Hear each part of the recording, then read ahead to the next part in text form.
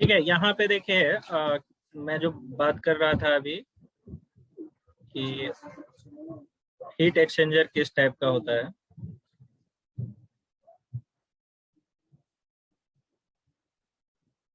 ठीक है, ये एक ट्यूब है और इस ट्यूब के बाहर भी एक ट्यूब है। ठीक है, यहाँ पे ओपनिंग है।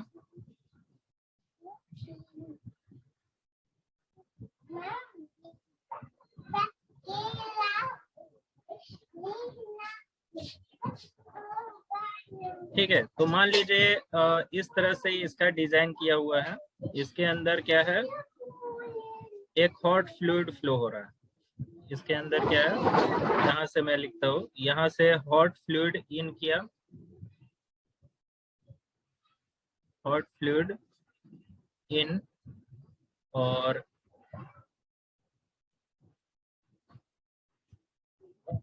ये हॉट फ्लूइड यहाँ से आउट हो रहा है। ठीक है,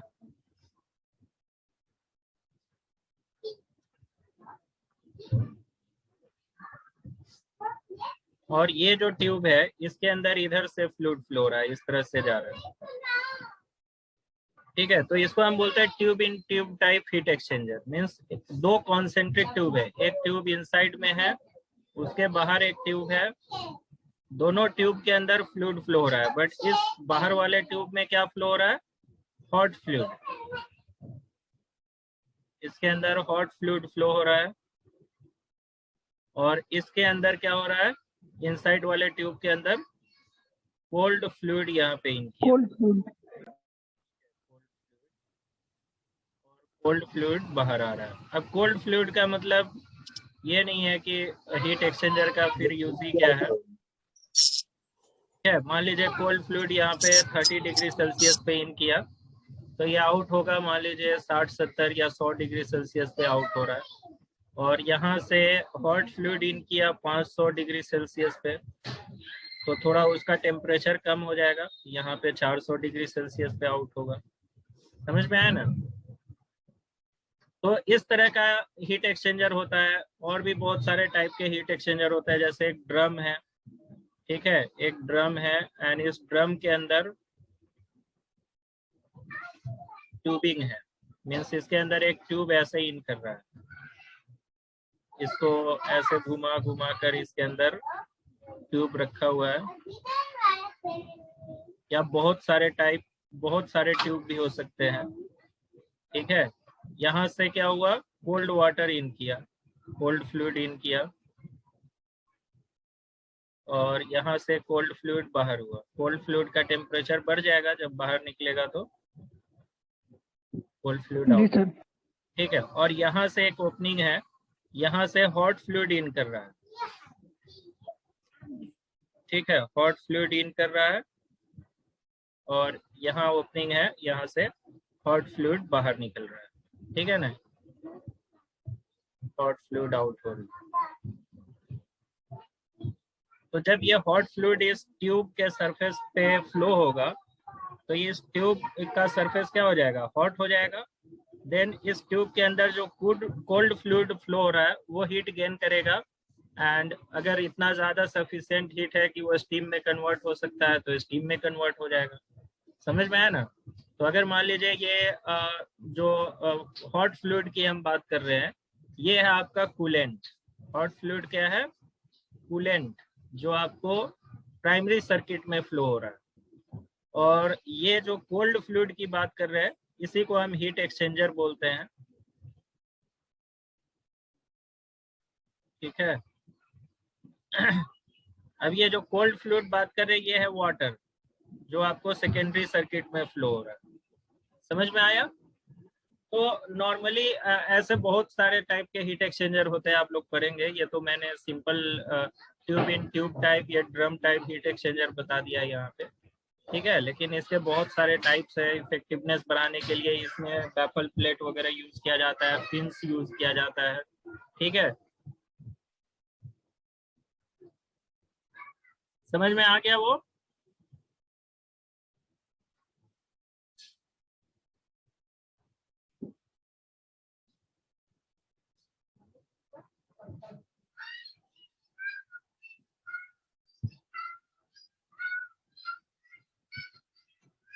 ठीक है, आगे बढ़े। वो समझ में आ गया ना, हीट एक्सचेंजर जो यहाँ पे दिखाया जाता है इस तरह से, ये जी नोटेशन सर। है हीट एक्सचेंजर का, ये नोटेशन यहाँ पे है। बट ये हीट एक्सचेंजर ड्रम टाइप हो सकता है, ठीक है। Then tube in tube type heat exchanger हो सकता है। एंड ये जो रिएक्टर से जो कूलेंट बाहर आ रहा है, ये भी वाटर है, लेकिन ये क्या है, अंडर प्रेशर है। तो ये लिक्विड फॉर्म में वेरी हॉट वाटर है। एंड इधर से जो सेकेंडरी सर्किट में फ्लो हो रहा है वो भी वाटर है, लेकिन ये नॉर्मल प्रेशर पे है, ठीक है ना। तो इन दोनों के बीच में, एंड ये कोल्डर भी है। एंड इधर से जो रिएक्टर से जो वाटर आ रहा है वो हॉट वाटर है। तो दोनों के बीच में हीट एक्सचेंज होगा, दोनों का प्रेशर अलग अलग है। प्राइमरी सर्किट में आपको 130 से 150 बार रख रहे हो, यहाँ पे स्टीम पावर प्लांट ऑपरेट करने के लिए 20 से 25 बार 50 बार रहेगा। तो ये फ्लूइड क्या होगा, वाटर जो फीड वाटर है, ये फीड वाटर इजीली वेपराइज हो जाएगा। एंड देन स्टीम को हम टरबाइन के अंदर एक्सपैंड करेंगे, ठीक है। तो प्रेशराइज वाटर रिएक्टर समझ में आ गया। प्रेशराइज वाटर रिएक्टर में आपको water under pressure primary circuit में फ्लो होगा, उसका प्रेशर जो होगा 130 से 150 बार होगा। एंड वाटर ही as a coolant and moderator use किया जाएगा, ठीक है। इसके अंदर जो फ्यूल यूज किया जाएगा वो एनरिच्ड यूरेनियम होगा। It helps in absorbing heat, ये सब हो गया, ये तो कहानी हमने पढ़ ही लिया, ठीक है। तो मेन डायग्राम से आपको डायग्राम समझ में आना चाहिए और डायग्राम को एक्सप्लेन कीजिएगा। प्रेशराइजर का क्या काम है, वाटर को प्रेशराइज करना है, 130 से 150 बार पे वाटर को प्रेशर देना, ठीक है। इलेक्ट्रिक हीटर यहाँ पे यूज किया जाएगा कि रिएक्टर स्टार्ट करने से पहले वाटर को हीट करना है। ओके, इसके एडवांटेज वगैरह ठीक है। इसमें however high pressure in primary circuit of water absorbing heat in reactor require a strong reactor cell with increase in which increase its cost, ठीक है। अब देखिए, प्राइमरी सर्किट जो है वो बहुत ही ज्यादा प्रेशर पे वर्क कर रहा है, 130 से 150 बार प्रेशर पे अगर वर्क कर रहा है तो उसको वेरी स्ट्रॉन्ग बनाना पड़ेगा। इतना ज्यादा प्रेशर पे उसकी जो ट्यूबिंग वगैरह होगी, उसका जो वॉल होगा रिएक्टर का, वो सब बहुत ही स्ट्रॉन्ग बनाना पड़ेगा, तो इसका कॉस्ट बढ़ जाएगा। In this reactor water flowing through reactor become radioactive. तो वाटर जो रिएक्टर से फ्लो होगा, मीन्स रिएक्टर के अंदर जो फ्लो हो रहा है प्रेशराइज वाटर, तो वो तो रेडियो एक्टिव मटेरियल से कॉन्टामिनेट हो ही जाएगा, है ना, क्योंकि रेडिएशन जो निकल रहा है यूरेनियम से, ठीक है, वो क्या हो जाएगा, इस वाटर को पॉल्यूट कर देगा। तो वही बता रहा है कि water flowing through reactor become radioactive, therefore this primary circuit must be heavily shielded to protect the operator, ठीक है। तो प्राइमरी सर्किट जो है उसको हेवीली शील्ड किया जाएगा कि वहां से रेडिएशन बाहर न निकले, क्योंकि वहां पे जो ऑपरेटर वगैरह रहते हैं उनको फिर कंटिन्यूअस रेडिएशन लगेगा तो उनका हेल्थ इशू आ जाएगा, ठीक है। तो उसको हेवीली शील्ड किया जाएगा। ओके, एडवांटेजेस क्या क्या है, तो वाटर इज यूज्ड बोथ यानी coolant and moderator, and which is cheap and easily available.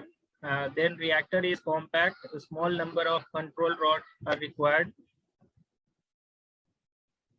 Fission product remain contained in the reactor, ठीक है। मीन्स ये रिएक्टर के अंदर ही रहेगा, क्योंकि रिएक्टर जो कूलेंट फ्लो हो रहा है, सिर्फ कूलेंट यहाँ पे कॉन्टामिनेट हो रहा है ना। मीन्स यूरेनियम रॉड से जो रेडिएशन निकल रहे हैं, रेडियो एक्टिव रेडिएशन, तो रेडिएशन जो है वो वाटर को पॉल्यूट कर रहा है, मीन्स कॉन्टामिनेट हो जा रहा है, बट वो रहेगा रिएक्टर के अंदर ही, क्योंकि इस प्राइमरी सर्किट में ओनली वाटर फ्लो हो रहा है ना।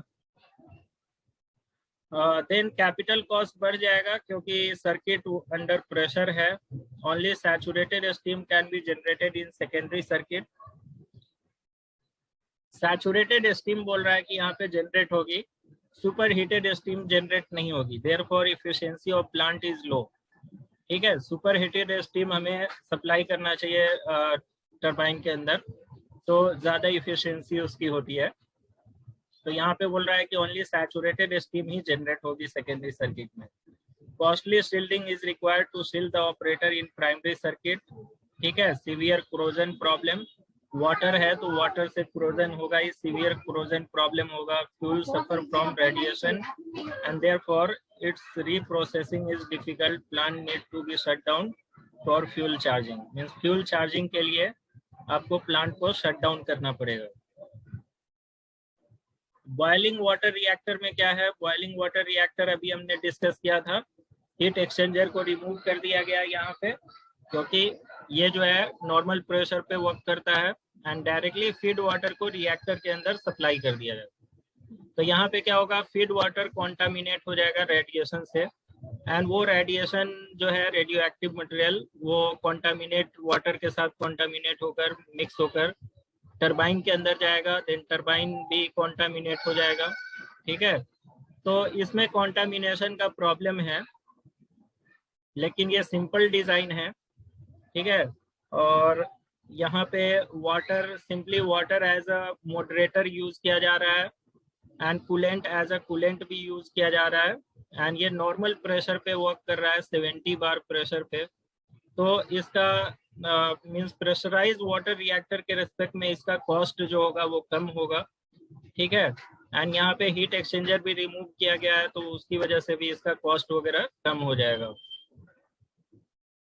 तो बाकी तो फंक्शन आप सेम है, सिर्फ इसका एडवांटेज डिसएडवांटेज देख लीजिए।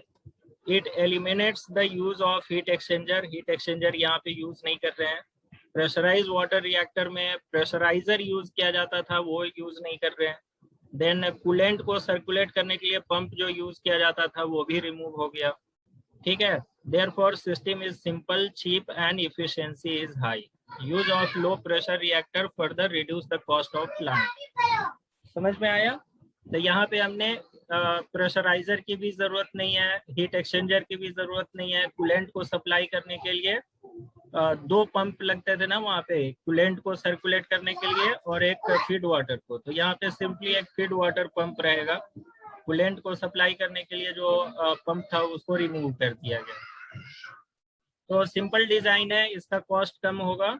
डिसएडवांटेज क्या है, तो जो वाटर है वो डायरेक्टली फीड वाटर को ही हम सप्लाई कर रहे हैं, कहाँ, कोर के अंदर, मीन्स रिएक्टर के अंदर, तो वो रेडियो एक्टिव कॉन्टामिनेशन हो जाएगा। स्टीम टरबाइन भी क्या हो जाएगा, कॉन्टामिनेट हो जाएगा and it can not meet the sudden change in load on the plant. Means इस टाइप का जो प्लांट होगा वो सडन चेंज इन लोड अगर होता है, अचानक से लोड बढ़ जाता है प्लांट पे, मीन्स इलेक्ट्रिसिटी डिमांड बढ़ जाती है, तो उसको मीट नहीं कर सकता है। System require extensive safety device against radio active radiation. अब देखिए यहाँ पे वाटर जो है डायरेक्टली फीड वाटर को सप्लाई किया गया, तो फीड वाटर अब कंडेंसर से भी फ्लो होगा, देन आपको फीड पंप के थ्रू भी फ्लो होगा, देन उसके बाद टरबाइन में भी फ्लो होगा, और वो कॉन्टामिनेटेड है रेडियो एक्टिव सब्सटेंस से। तो उसकी वजह से हमें यहाँ पे सेफ्टी डिवाइस ज़्यादा हमें एक्सटेंसिव यूज करना पड़ेगा, मीन्स वेरी सेफ्टी के मामले में यहाँ पे बहुत ही ज़्यादा केयर लेना पड़ेगा। ठीक है, तो सेफ्टी डिवाइसेस वगैरह यहाँ पे लगाने पड़ेंगे। अच्छा, pressurise water reactor and boiler water reactor दोनों आप लोग को समझ में आ गया? जी। उसमें कुछ पूछना है?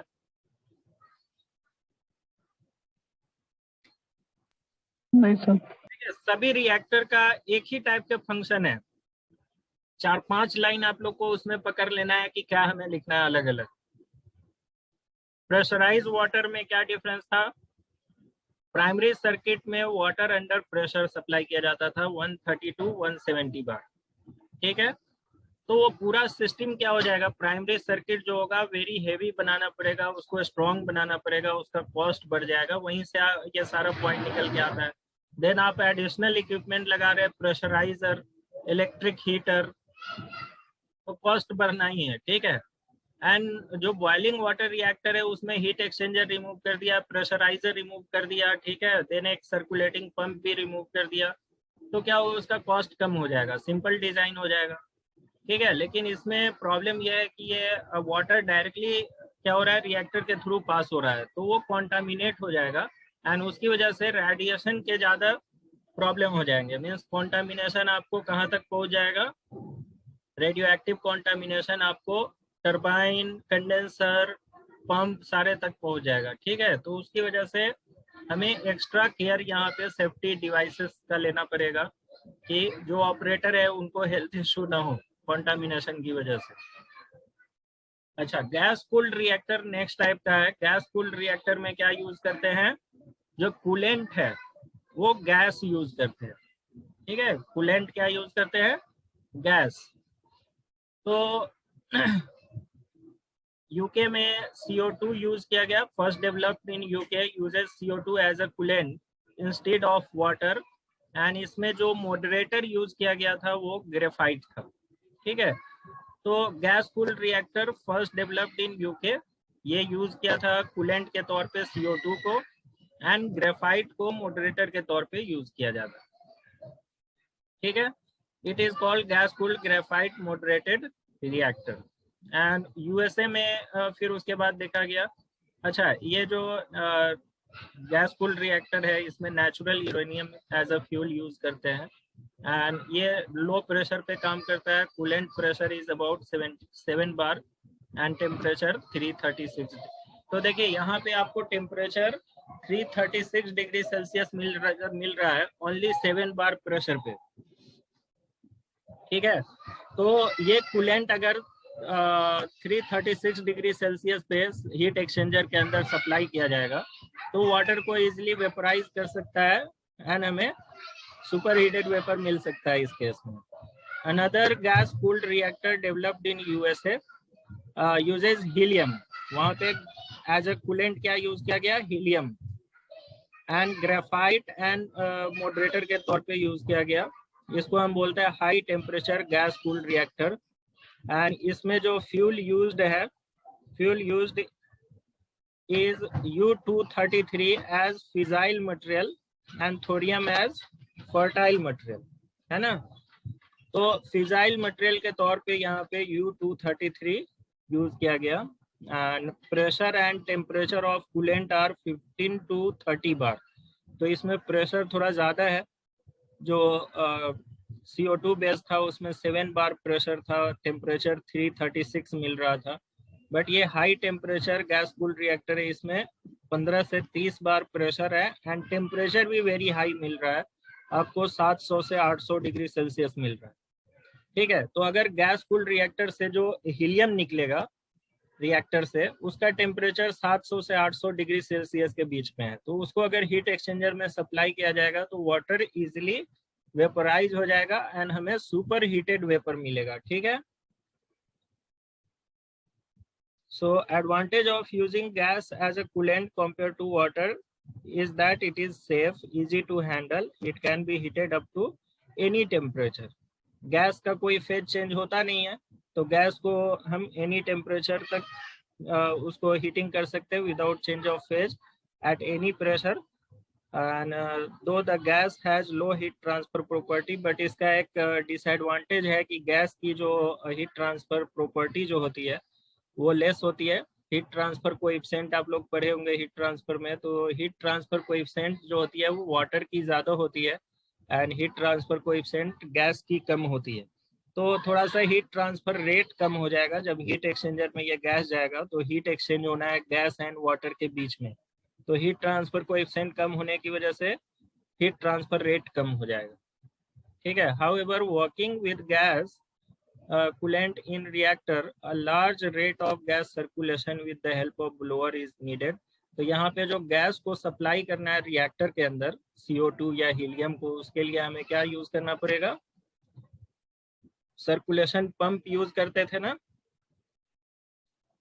वाटर अगर हम कूलेंट यूज कर रहे हैं तो वाटर को सप्लाई करने के लिए क्या यूज करते थे, कूलेंट पंप यूज करते थे, सर्कुलेशन पंप, यानी वहां पे पंप यूज किया जाता था। अभी गैस को फ्लो कराना है तो गैस को फ्लो कराने के लिए क्या यूज करते हैं, ब्लोअर।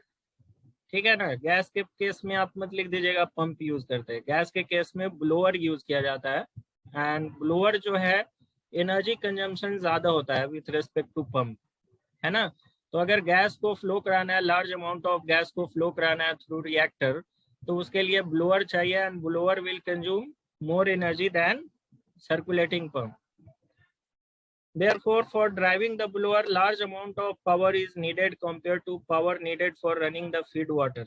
ठीक है, फीड वाटर पंप के रेस्पेक्ट में ब्लोअर ज्यादा पावर कंज्यूम करेगा, so it lower the thermal efficiency. इसकी वजह से क्या होगी, थर्मल इफिशिएंसी ऑफ प्लांट कम हो जाएगी. ठीक है ना, क्योंकि power consumption by blower increase कर गया यहाँ. Advantage of gas cooled reactor क्या है, it has no corrosion problem. ठीक है, gases are safe and easy to handle. Graphite remain stable at high temperature. Graphite जो एज अ moderator यूज किया जा रहा है वो हाई टेम्परेचर पे भी स्टेबल रहता है. and this can be operated at high temperature. Gases can be pressurized easily. देखिए, लिक्विड को प्रेशराइज नहीं किया जा सकता है ज्यादा, लेकिन गैस को आप एनी प्रेशर तक प्रेशराइज कर सकते हो. वेरी हाई प्रेशर तक इसको प्रेशराइज कर सकते हैं. डिसएडवांटेज क्या है, gases have lower heat transfer coefficient, तो it require large heat exchanger, क्योंकि हीट ट्रांसफर इंक्रीज करना है तो सरफेस एरिया बढ़ाना होगा. ठीक है, अगर हीट ट्रांसफर कोएफिशिएंट फ्लूइड की कम होती है तो हम सरफेस एरिया बढ़ाकर हीट ट्रांसफर को इंक्रीज कर सकते हैं. ठीक है, तो हीट ट्रांसफर कोएफिशिएंट गैस का विथ रिस्पेक्ट टू लिक्विड कम होती है, तो अब क्या करना होगा, हमें एरिया बढ़ाना होगा, एरिया ऑफ हीट ट्रांसफर. ठीक है, तो एरिया बढ़ाने के लिए क्या होगा, हीट एक्सचेंजर की साइज बढ़ जाएगी. ठीक है, fuel have to be operated at high temperature. ठीक है, large amount of fuel loading is required if helium is used, as in case of STC means high temperature gas cooled reactor में. तो leakage is a major problem, तो यहाँ पे gas का leakage का एक प्रॉब्लम होता है. More power is needed for coolant circulation compare to liquid cooled reactor. तो यहाँ पे ब्लोअर यूज किया जा रहा है फ्लो कराने के लिए गैस को, एंड वो पावर ज्यादा कंज्यूम करता है. ठीक है, तो यहाँ पे भी सर्किट सेम है. आपको ये जो सर्किट सिर्फ यहाँ पे क्या है, रिएक्टर से जो प्राइमरी सर्किट है, प्राइमरी सर्किट में यहाँ कूलेंट CO2 या हीलियम फ्लो हो रहा है. समझ में आया ना. एंड कूलेंट पंप, यहाँ पे कूलेंट पंप क्या है, एक्चुअली कूलेंट पंप ये ब्लोअर है, यहाँ पे ब्लोअर यूज किया जाएगा. एंड सेकेंडरी सर्किट तो सेम रहेगा, हीट एक्सचेंजर से वाटर फ्लो, फीड वाटर जाएगा, स्टीम में कन्वर्ट होगा. तो सेकेंडरी सर्किट, सारे रिएक्टर का सेकेंडरी सर्किट सेम है. सेकेंडरी सर्किट में कुछ भी नहीं है. सेकेंडरी सर्किट में सिंपली फीड वाटर फ्लो होगा नॉर्मल प्रेशर पे, एंड देन उसके बाद वो स्टीम में कन्वर्ट होगा, स्टीम टरबाइन. तो सेकेंडरी सर्किट आप जितने रिएक्टर है, जितना हम रिएक्टर अभी पढ़ रहे हैं, सब में सेकेंडरी सर्किट आपको सेम लेना है. ठीक है, सिर्फ प्राइमरी सर्किट में ही चेंजेज हो रहा है. प्राइमरी सर्किट में प्रेशराइज हेवी वाटर में क्या था, तो वाटर अंडर प्रेशर सप्लाई कर रहे थे, उसके लिए प्रेशराइजर लगाना पड़ा. ठीक है, फीड वाटर पंप लगाना पड़ा. उसके बाद बॉयलर वाटर रिएक्टर में डायरेक्टली फीड वाटर को ही सप्लाई कर दिया गया रिएक्टर के अंदर. ठीक है, तो ये सारा heat exchanger, pressurizer, circulating pump सारा रिमूव हो गया. ठीक है, अब गैस कूल्ड रिएक्टर में क्या है, हेवी वाटर की जगह हम क्या यूज कर रहे हैं, या वाटर की जगह गैस यूज कर रहे हैं. कौन सा गैस यूज कर रहे हैं as a coolant, CO2 and helium. And इसके अंदर जो मॉडरेटर है वो ग्रेफाइट यूज किया जा रहा है. एंड यहाँ पे क्या है, प्रेशर लो रहेगा, 15 से 30 बार आपको हीलियम के लिए है, CO2 के लिए 7 to 8 बार है. तो यहाँ पे लो प्रेशर पे ये सिस्टम वर्क कर रहा है. ठीक है, कुछ एडवांटेज है, कुछ डिसएडवांटेज है, कुछ पॉइंट इसका नेगेटिव पॉइंट भी है कि गैस का हीट ट्रांसफर कोएफिशिएंट कम होता है, उसकी वजह से ये हीट एक्सचेंजर की साइज बढ़ जाएगी. देन उसके बाद ब्लोअर जो है, ब्लोअर पंप के रिस्पेक्ट में ज्यादा पावर कंज्यूम करेगा. तो ये सब कुछ डिसएडवांटेज भी है तो कुछ एडवांटेज भी है. ठीक है,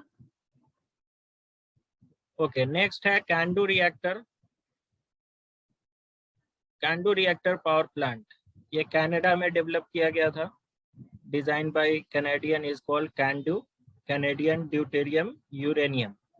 कैंडू का मतलब क्या, CAN, कनाडा से हो गया, D for deuterium and U for uranium.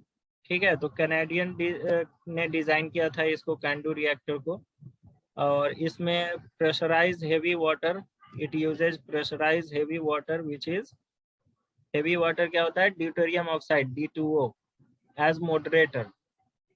ठीक है, तो यहाँ पे क्या यूज किया जा रहा है, ड्यूटेरियम ऑक्साइड यूज किया जा रहा है, या उसी को हेवी वाटर बोलिएगा, heavy water pressurise, sir.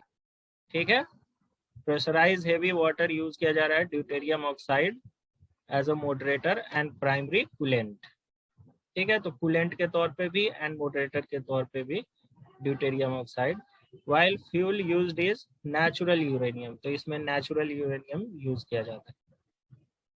Can do pressurise heavy water reactor, ठीक है, इसको CANDU pressurise heavy water reactor भी बोला जाएगा। Power plant is shown in figure. अब देखिए, अभी तक जो हमने रिएक्टर पढ़ा था उसमें फ्यूल चार्जिंग का जो सिस्टम था, तो फ्यूल अगर खत्म हो गया, यूरेनियम का रॉड का जो एनर्जी था वो खत्म हो गया, तो फिर से हमें यूरेनियम रॉड लगाने के लिए क्या करना पड़ता था, प्लांट को शट डाउन करना पड़ता था, रिएक्टर को शट डाउन करना पड़ता था। ठीक है, उसके बाद हम चेंज करते थे उसमें फ्यूल रॉड। यहाँ पे ड्यूरिंग ऑपरेशन फ्यूल रॉड को चेंज किया जा सकता है, एंड उसके लिए ये सिस्टम लगाया है लेफ्ट साइड से एंड राइट साइड से, ये जो दिखाया गया फ्यूल चार्जिंग मशीन। ठीक है, तो ये fuel charging machine directly fuel को यानी जो यूरेनियम रॉड है उसको इंसर्ट कर देगा। इधर से भी, इस साइड से भी फ्यूल चार्जिंग मशीन लगाया गया है। देन ये रिएक्टर है, रिएक्टर के अंदर कंट्रोल रॉड्स है, कंट्रोल रॉड्स का काम क्या है ये सब आप लोग जानते ही हो। ठीक है, यहाँ पे प्रेशराइज हेवी वाटर यूज किया गया है, यानी heavy water deuterium oxide as a coolant and moderator use किया गया है। एंड देन ये आपका जो पोर्शन है, ये वाला पोर्शन, इसमें हेवी वाटर हीट, यहाँ रिएक्टर से हीट गेन किया, देन यहाँ से होता हुआ इस, ठीक है,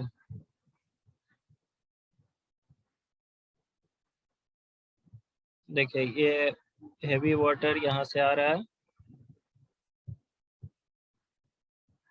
देन इस ट्यूब से भी आ रहा है, तो ये रिएक्टर से हॉट हेवी वाटर आ रहा है, एंड देन ये बॉयलर के अंदर गया, यानी स्टीम जनरेटर या बॉयलर बोलिए या हीट एक्सचेंजर।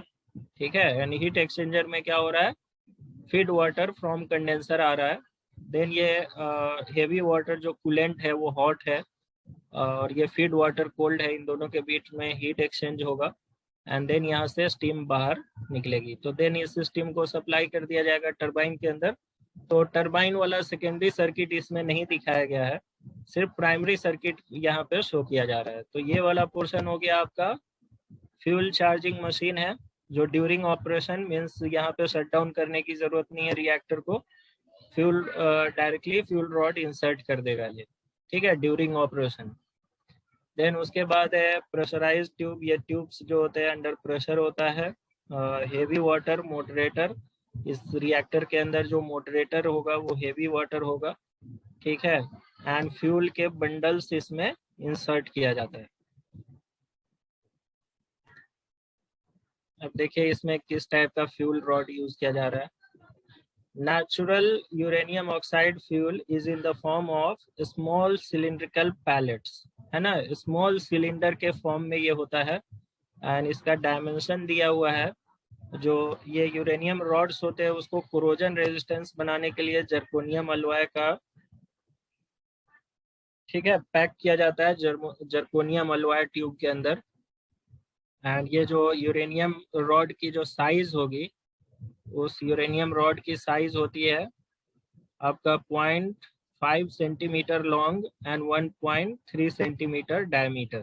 ठीक है, सिलिंड्रिकल फॉर्म में रहता है, to form of fuel rod.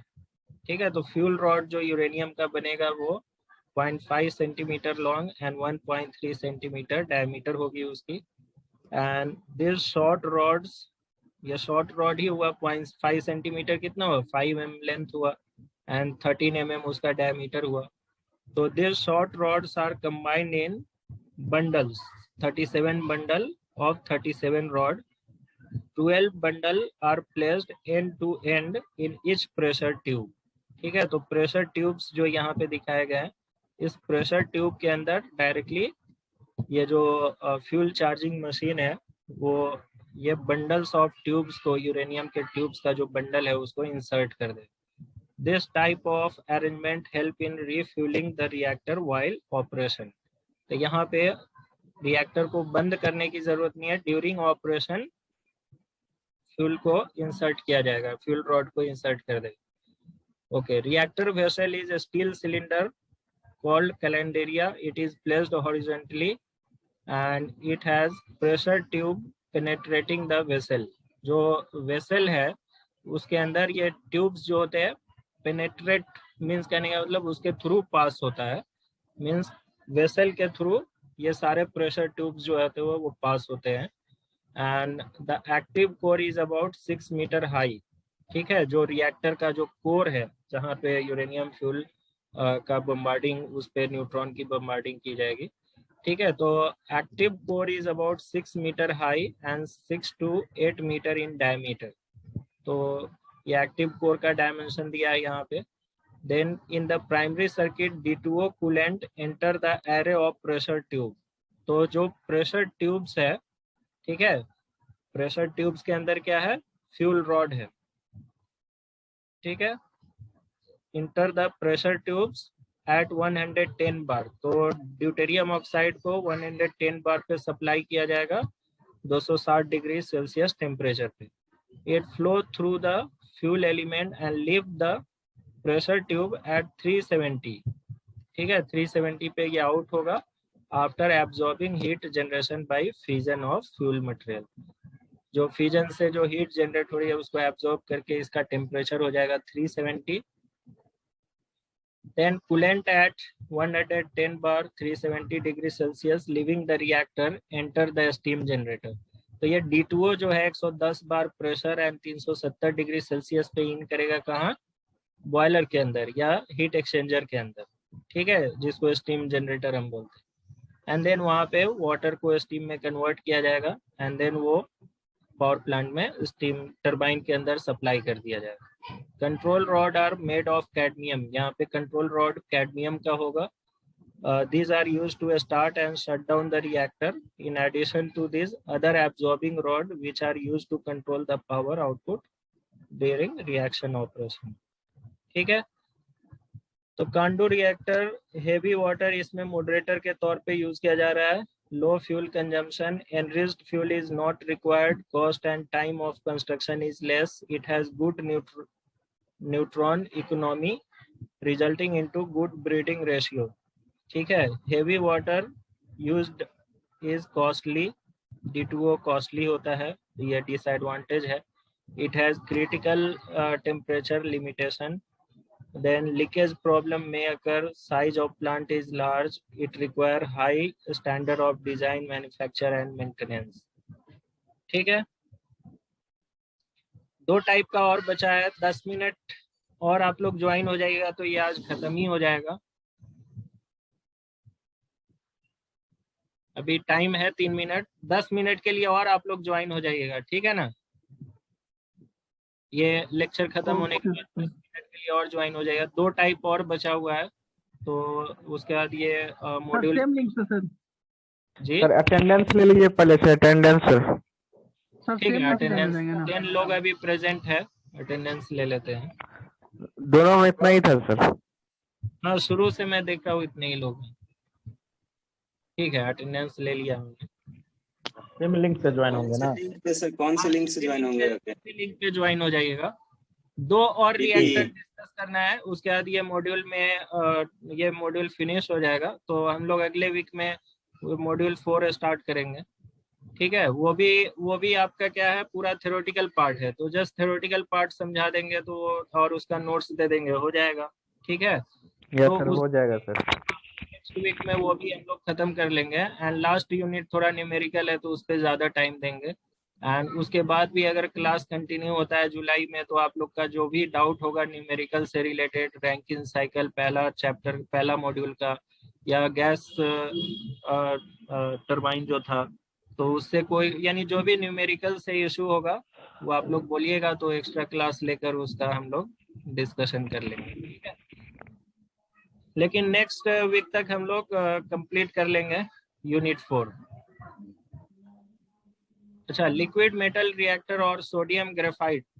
तो ये इसमें क्या है, लिक्विड मेटल रिएक्टर या आपको पूछा जाएगा सोडियम ग्रेफाइट रिएक्टर, ठीक है। तो लिक्विड मेटल रिएक्टर भी बोलता है अगर क्वेश्चन में, तो आप लोग सोडियम ग्रेफाइट रिएक्टर का डिस्कशन कर सकते हैं। जैसे दो तरह से क्वेश्चन पूछे, लिक्विड मेटल रिएक्टर का डिस्कशन कीजिए, ठीक है, या सोडियम ग्रेफाइट रिएक्टर का, दोनों क्वेश्चन पूछ सकता है। तो आप लोग कंफ्यूज नहीं होइएगा कि लिक्विड मेटल रिएक्टर का मतलब क्या है। लिक्विड मेटल रिएक्टर में हम क्या यूज करते हैं, सोडियम लिक्विड यूज करते हैं लिक्विड फॉर्म में, तो इसलिए उसको सोडियम ग्रेफाइट, ग्रेफाइट यहाँ पे मॉडरेटर है एंड सोडियम क्या है, कूलेंट है, लिक्विड सोडियम कूलेंट है, ठीक है। तो sodium graphite reactor is a typical liquid metal reactor. The arrangement of a sodium graphite reactor power plant shown किया हुआ है। It uses graphite as a moderator, यहाँ पे ग्रेफाइट को मॉडरेटर के फॉर्म में यूज किया गया है, एंड लिक्विड सोडियम को एज अ कूलेंट यूज किया गया। बस ये 2 पॉइंट याद रखना है, ठीक है। Graphite as a moderator use किया गया है एंड सोडियम, लिक्विड सोडियम जो एज अ कूलेंट यूज किया गया, which can reach a temperature of 850 degree Celsius at low pressure only 7 bar. तो इसका एडवांटेज क्या होगा, वेरी लो प्रेशर पे ये सिस्टम वर्क कर रहा है and you can get a temperature of coolant up to 850 degree Celsius. तो ये बहुत ही अच्छा है कि लो प्रेशर पे हमें इतना ज्यादा टेम्परेचर मिल रहा है कूलेंट का।